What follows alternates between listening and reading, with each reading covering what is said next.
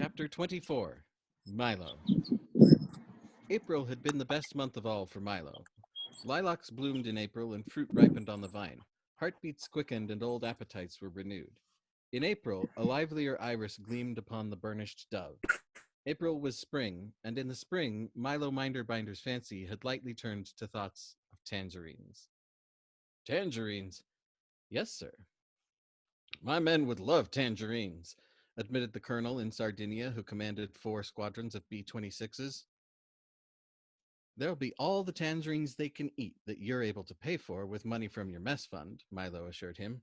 Cassava melons are going for a song in Damascus. I have a weakness for cassava melons. I've always had a weakness for cassava melons. Just lend me one plane from each squadron, just one plane, and you'll have all the cassavas you can eat that you've the money to pay for. We buy from the syndicate, and everybody has a share. It's amazing, positively amazing. How can you do it? Mass purchasing power makes a big difference. For example, breaded veal cutlets. I'm not so crazy about breaded veal cutlets, grumbled the skeptical B-25 commander in the north of Corsica. Breaded veal cutlets are very nutritious, Milo admonished him piously. They contain egg yolk and breadcrumbs, and so are the lamb chops. Ah, lamb chops, echoed the B-25 commander. Good lamb chops? The best, said Milo, that the black market has to offer. Baby lamb chops? In the cutest little pink paper panties you ever saw, are going for a song in Portugal. I can't send a plane to Portugal. I haven't the authority. I can, once you lend the plane to me, with a pilot to fly it. And don't forget, you'll get General Dreedle. Will General Dreedle eat in my mess hall again? Like a pig.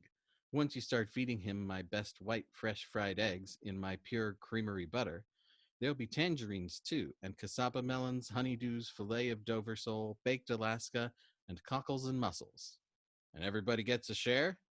That, said Milo, is the most beautiful part of it. I don't like it, growled the uncooperative fighter plane commander, who didn't like Milo either. There's an uncooperative fighter plane commander up north who's got it in for me, Milo complained to General Dreedle. It takes just one person to ruin the whole thing, and then you wouldn't have your fresh eggs fried in my pure creamery butter anymore.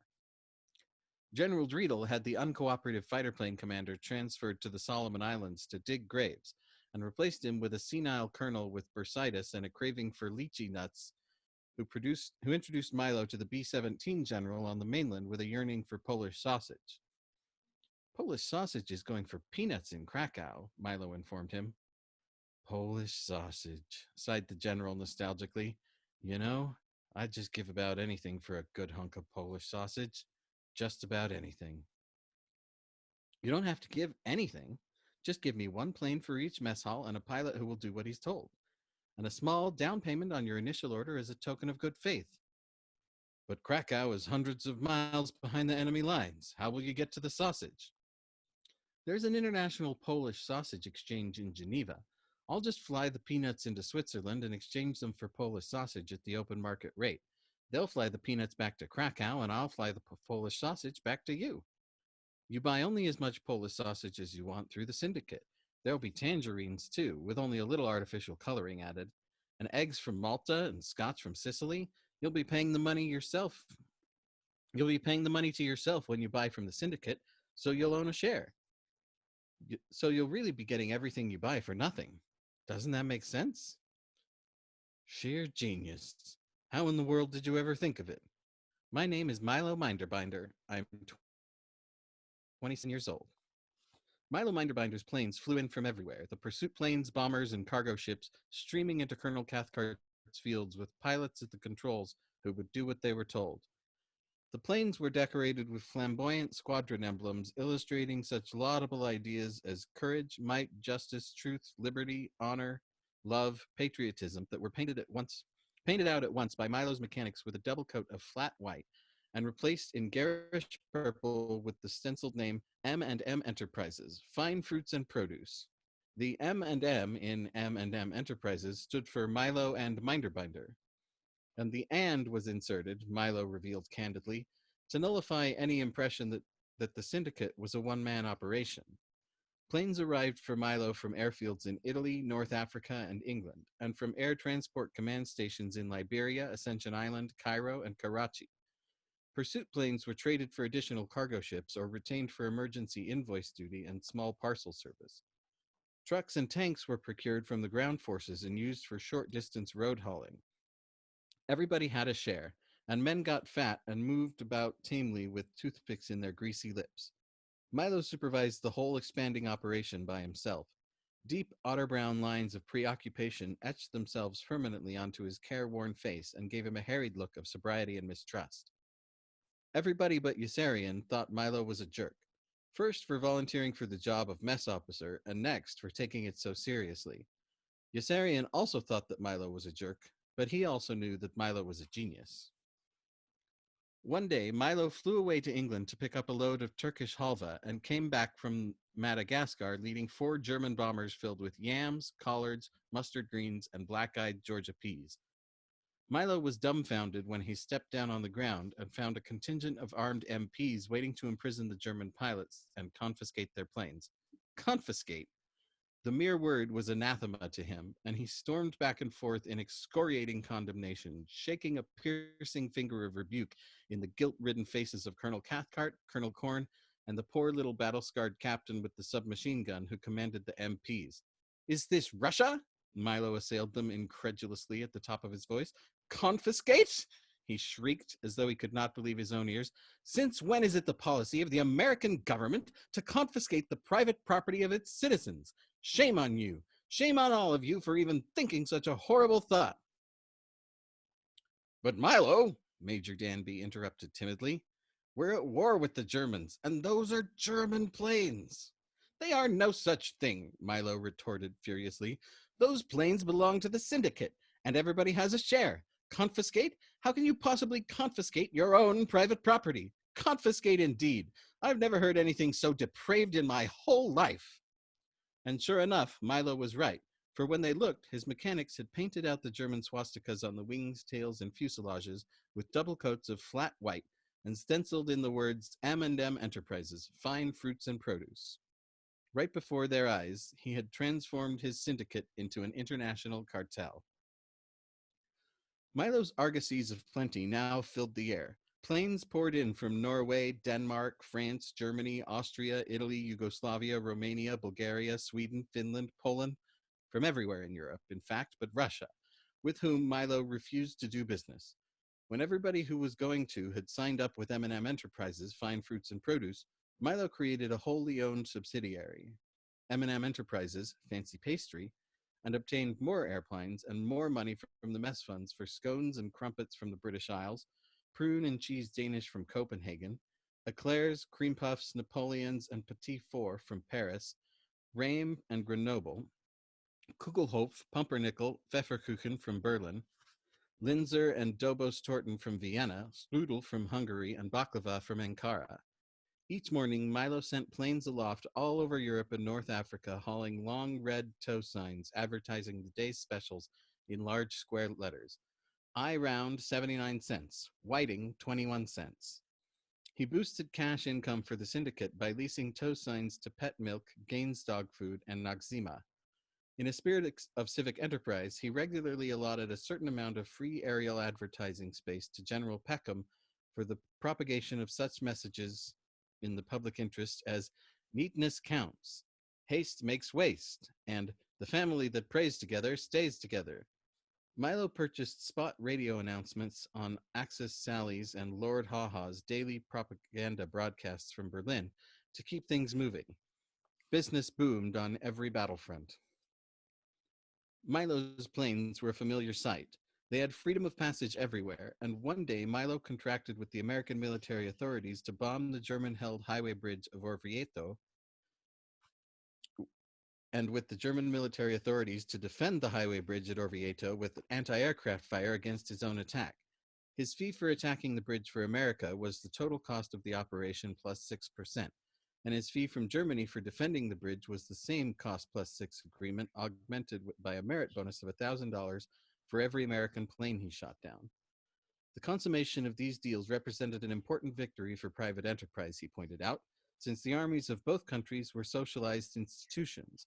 Once the contracts were signed, there seemed to be no point in using the resources of the syndicate to bomb and defend the bridge, inasmuch as both governments had ample men and material right there to do so and were perfectly happy to contribute them.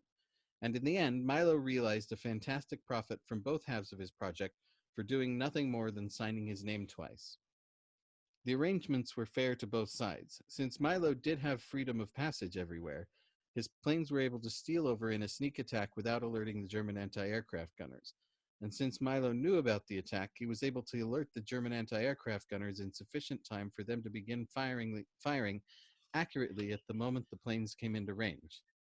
It was an ideal arrangement for everyone but the dead man in Yossarian's tent, who was killed over the target the day he arrived. I didn't kill him, Milo, replying passionately to Yossarian's angry protest. I wasn't even there that day, I tell you. Do you think I was down there on the ground firing an anti aircraft gun when the planes came over? But you organized the whole thing, didn't you? Yossarian shouted back at him in the velvet darkness cloaking the path leading past the still vehicles of the motor pool to the open air movie theater. And I didn't organize anything, Milo answered indignantly, drawing great agitated sniffs of air through his hissing, pale, twitching nose. The Germans have the bridge, and we were going to bomb it, whether I stepped into the picture or not. I just saw a wonderful opportunity to make some profit out of the mission, and I took it. What's so terrible about that? What's so terrible about it? Milo, a man in my tent, was killed on that mission before he could even unpack his bags. But I didn't kill him. You got $1,000 extra for it. But I didn't kill him. I wasn't even there, I tell you. I was in Barcelona buying olive oil and skinless and boneless sardines. And I've got the purchase orders to prove it. And I didn't even get the $1,000. That $1,000 went to the syndicate, and everybody gets a share, even you. Milo was appealing to Yossarian from the bottom of his soul. Look, I didn't start this war, Yossarian, no matter what that lousy Wintergreen is saying. I'm just trying to put it on a business-like basis. Is anything wrong with that? You know, $1,000 ain't such a bad price for a medium bomber and a crew. If I can persuade the Germans to pay me $1,000 for every plane they shoot down, why shouldn't I take it? Because you're dealing with the enemy, that's why. Can't you understand that we're fighting a war? People are dying. Look around you, for Christ's sake. Milo shook his head with weary forbearance. And the Germans are not our enemies, he declared.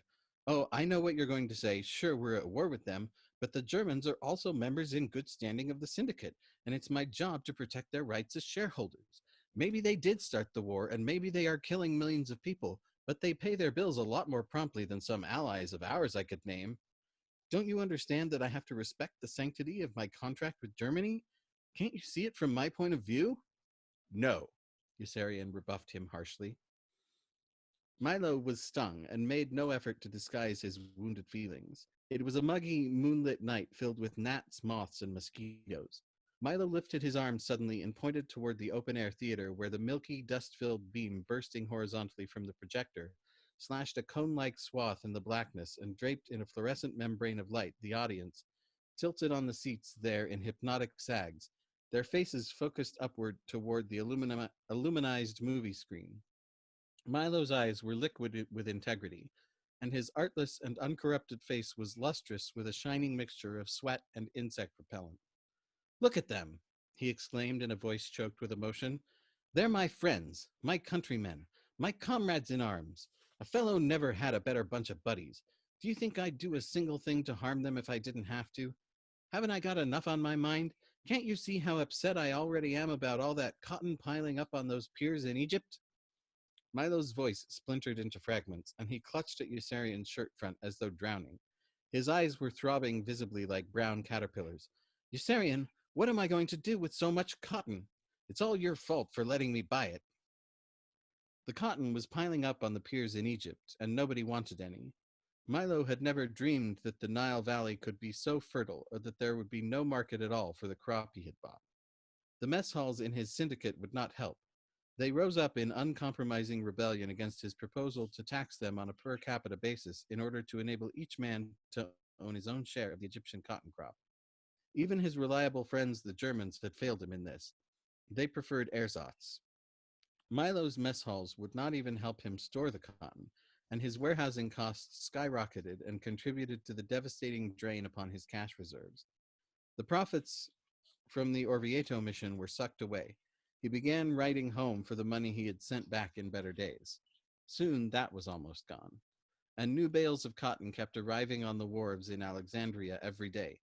Each time he succeeded in dumping some on the world market for a loss, it was snapped up by canny Egyptian brokers in the Levant, who sold it back to him at the original contract price so that he was really worse off than before. M&M Enterprises verged on collapse. Milo cursed himself hourly for his monumental greed and stupidity in purchasing the entire Egyptian cotton crop. But a contract was a contract and had to be honored. And one night, after a sumptuous evening meal, all Milo's fighters and bombers took off, joined in formation directly overhead, and began dropping bombs on the group. He had landed another contract with the Germans, this time to bomb his own outfit. Milo's plane separated into a well coordinated attack and bombed the fuel stocks and the ordnance dump, the repair hangars, and the B 25 bombers resting on the lollipop shaped hardstands in the field.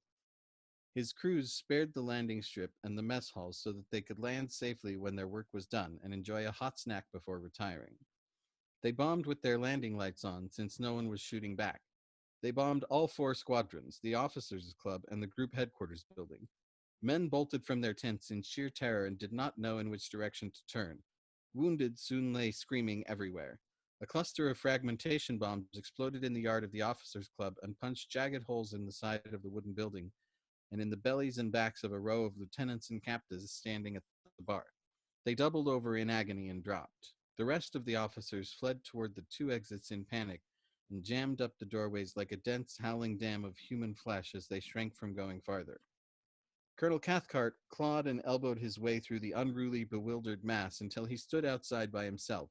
He stared up at the sky in stark astonishment and horror. Milo's planes, ballooning serenely in over the blossoming treetops with their bomb bay doors open and wing flaps down, and with their monstrous, bug-eyed, blinding, fiercely flickering, eerie landing lights on, were the most apocalyptic sight he had ever beheld. Colonel Cathcart let go a stricken gasp of dismay and hurled himself headlong into his jeep, almost sobbing.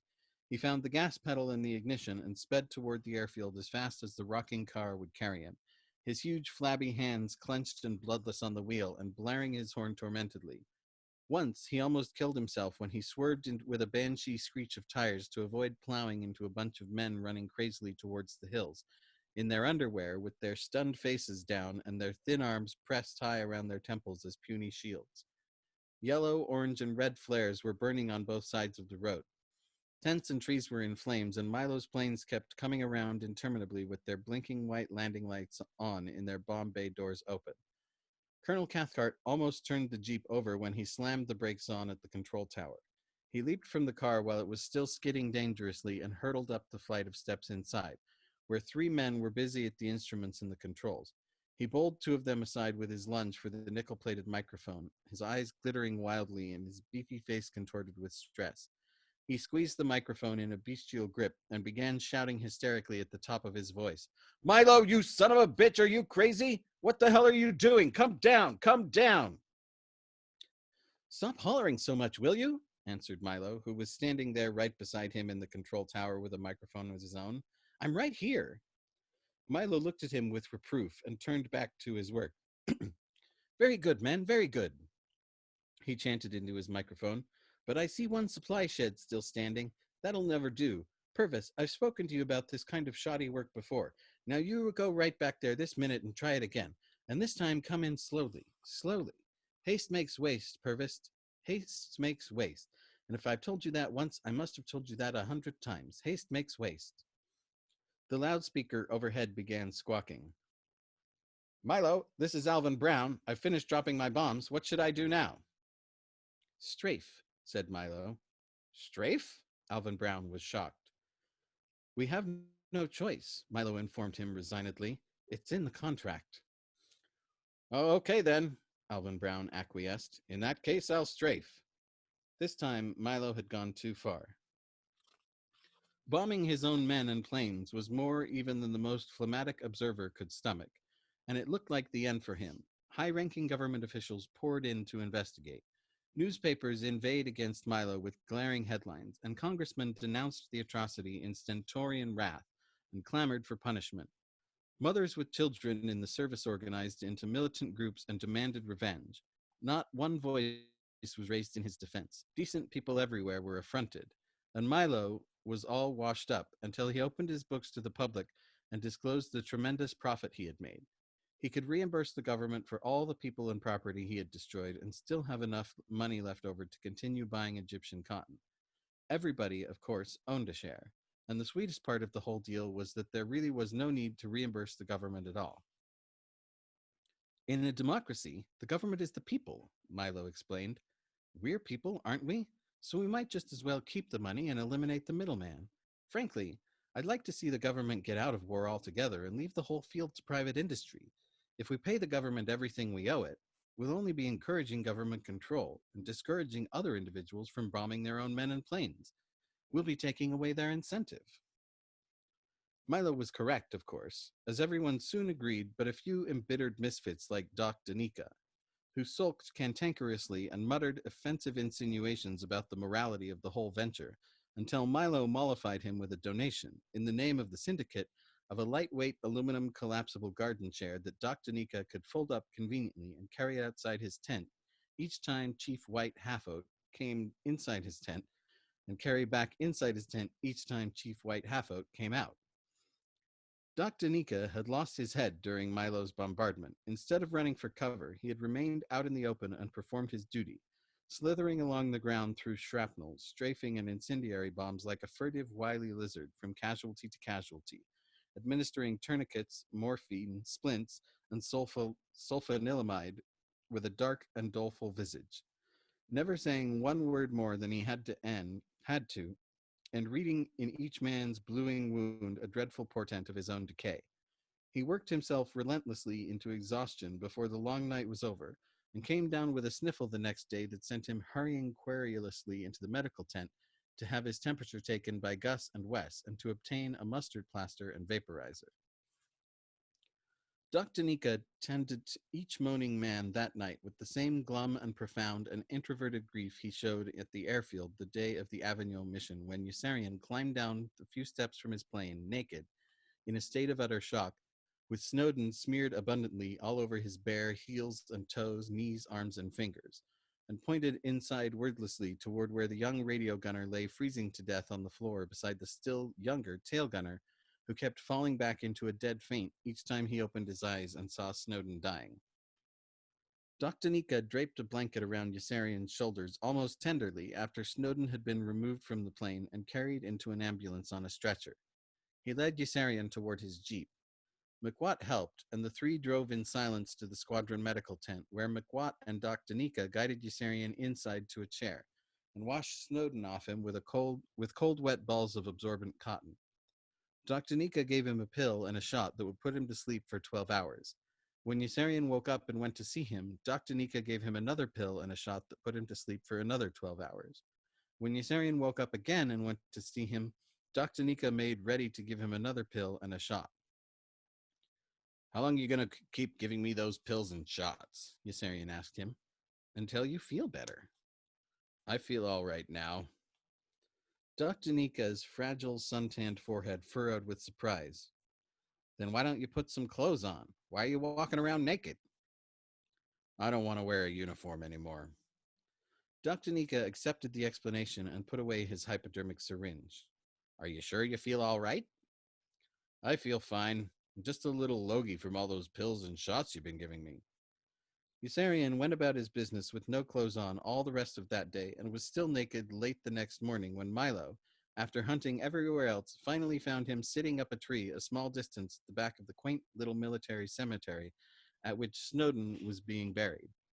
Milo was dressed in his customary business attire, olive drab trousers, a fresh olive drab shirt and tie with one silver first lieutenant's bar gleaming on the collar, and a regulation dress cap with a stiff leather bill.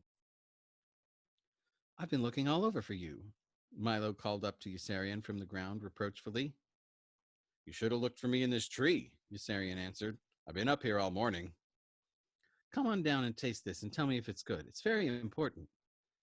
Yossarian shook his head. He sat nude on the lowest limb of the tree and balanced himself with both hands grasping the bough directly above. He refused to budge, and Milo had no choice but to stretch both arms about the trunk in a distasteful hug and start climbing. He struggled upward clumsily with loud grunts and wheezes, and his clothes were squashed and crooked by the time he pulled himself up high enough to hook a leg over the limb and pause for breath. His dress cap was askew and in danger of falling. Milo caught it just when it began slipping. Globules of perspiration glistened like transparent pearls around his mustache and swelled like opaque blisters under his eyes. Yossarian watched him impassively. Cautiously, Milo worked himself around in a half circle so that he could face Yossarian. He unwrapped tissue paper from something soft, round, and brown and handed it to Yossarian. Please taste this and let me know what you think. I'd like to serve it to the men. What is it? Asked Yossarian and took a big bite. Chocolate covered cotton. Yossarian gagged convulsively and sprayed his big mouthful of chocolate covered cotton right into Milo's face. Here, take it back, he spouted angrily. Jesus Christ, have you gone crazy? You didn't even take the goddamn seeds out. Give it a chance, will you? Milo begged. It can't be that bad. Is it really that bad? It's even worse. But I've got to make the mess halls feed it to the men. They'll never be able to swallow it. They've got to swallow it, Milo ordained with dictatorial grandeur, and almost broke his neck when he let go with one arm to wave his righteous finger in the air.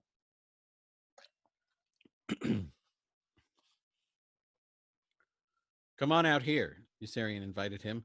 You'll be much safer and you can see everything. Gripping the bough above with both hands, Milo began inching his way out on the limb sideways with utmost care and apprehension. His face was rigid with tension, and he sighed with relief when he found himself seated securely beside Yossarian. He stroked the tree affectionately. This is a pretty good tree, he observed admiringly with proprietary gratitude. It's the tree of life, Yossarian answered, waggling his toes, and of knowledge of good and evil, too. Milo squinted closely at the bark and branches. No, it isn't, he replied. It's a chestnut tree. I ought to know. I sell chestnuts. Have it your way. They sat in the tree without talking for several seconds, their legs dangling and their hands almost straight up on the bough above, and the one completely nude but for the pair of crepe-soled sandals, and the other completely dressed in coarse olive-drab woolen uniform with his tie knotted tight. Milo studied Yossarian diffidently through the corner of his eye, hesitating tactfully. I want to ask you something, he said at last. You don't have any clothes on. I don't want to butt in or anything, but I just want to know. Why aren't you wearing your uniform? I don't want to. Milo nodded rapidly like a sparrow pecking. I see, I see, he stated quickly with a look of vivid confusion. I understand perfectly. I heard Appleby and Captain Black say you had gone crazy, and I just wanted to find out. He hesitated politely again, weighing his next question. Aren't you ever going to put your uniform on again? I don't think so. Milo nodded with spurious vim to indicate he still understood, and then sat silent, ruminating gravely with troubled misgiving. A scarlet-crested bird shot by below, brushing sure dark wings against a quavering bush. Yossarian and Milo were covered in their bower by tissue-thin tiers of sloping green and largely surrounded by other gray chestnut trees and silver spruce. The sun was high overhead, and a vast sapphire blue sky beaded with low, isolated, puffy clouds of dry and immaculate white. There was no breeze, and the leaves about them hung motionless. The shade was feathery. Everything was at peace but Milo, who straightened suddenly with a muffled cry and began pointing excitedly. Look at that, he exclaimed with alarm. Look at that. That's a funeral going on down there. That looks like the cemetery, isn't it? Yossarian answered him slowly in a level voice. They're burying that kid who got killed in my plane over Avignon the other day, Snowden. What happened to him? Milo asked in a voice deadened with awe. He got killed. That's terrible, Milo grieved, and his large brown eyes filled with tears. That poor kid, it really is terrible. He bit his trembling lip hard, and his voice rose with emotion when he continued. And it will get even worse if the mess halls don't agree to buy my cotton. Yossarian, what's the matter with them? Don't they realize it's their syndicate? Don't they know they've all got a share? Did the dead man in my tent have a share? Yossarian demanded caustically. Of course he did, Milo assured him lavishly. Everybody in the squadron has a share. He was killed before he even got into the squadron. Milo made a deft grimace of tribulation and turned away. I wish you'd stop picking on me about that dead man in your tent, he pleaded peevishly. I told you I didn't have anything to do with killing him. Is it my fault that I saw this great opportunity to corner the market on Egyptian cotton and got us all into this trouble? Was I supposed to know there was going to be a glut? I didn't even know what a glut was in those days. An opportunity to corner a market doesn't come along very often, and I was pretty shrewd to grab the chance when I had it. Milo gulped back a moan as he saw 6 uniformed pallbearers lift the plain pine coffin from the ambulance and set it gently down on the ground beside the yawning gash of the freshly dug grave. And now I can't get rid of a single penny's worth, he mourned. Yossarian was unmoved by the fustian charade of the burial ceremony, and by Milo's crushing bereavement. The chaplain's voice floated up to him through the distance tenuously in an unintelligible, almost inaudible monotone, like a gaseous murmur. Yossarian could make out Major Major by his towering and lanky aloofness, and thought he recognized Major Danby mopping his brow with a handkerchief. Major Danby had not stopped shaking since his run-in with General Dreedle.